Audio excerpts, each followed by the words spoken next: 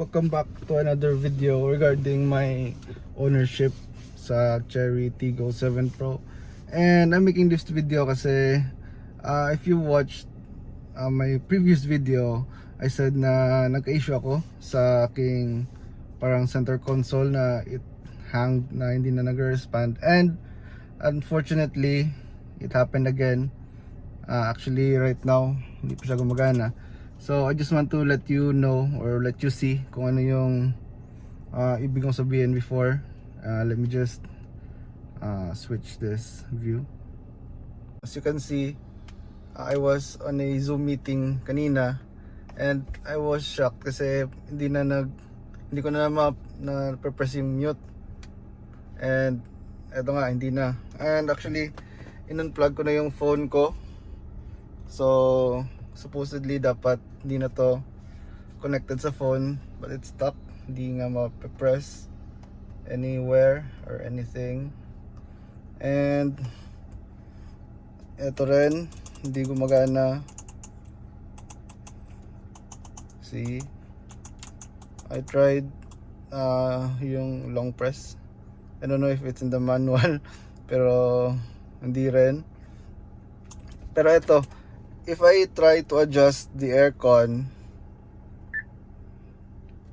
yung display nag-respond, which is kind of weird kasi I thought connected tong dalawa. So right now I'll try to turn off yung sasakyan to see if re-reset.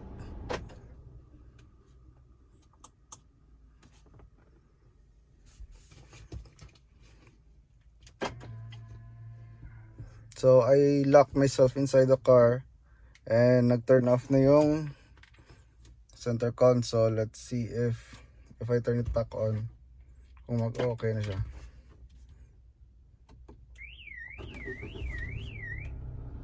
Yes, ito pa rin siya. Hindi nawala yung error.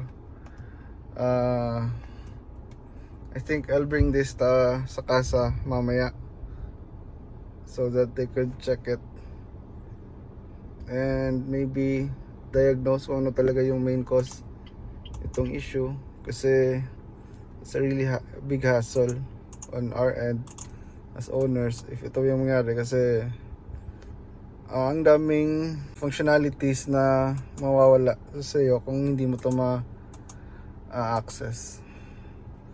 So I think that's it for now, guys. I'll just update you if ever makapunta na ako sa casa and if ano yung diagnosis nila, paano to i-fix. Quick update, guys. Pumunta na ako sa casa and then they connected the car sa parang wireless computer, sige majigi nila, and according to them, or nakita ko naman yung parang computer, wala namang problema yung console. I think parang nakamark dun okay lahat. So what they did or what they told me is ipapa-warranty nila yung console. They'll send the issue sa Manila, I think it's their central office, and they'll try to check kung papalitan ba or may gagawin lang system update. Yeah, so yung temporary parang fix na ginawa nila is same as what I did before. In-unplug na lang yung battery muna after a couple of minutes, binalik, then parang nag-reset lahat.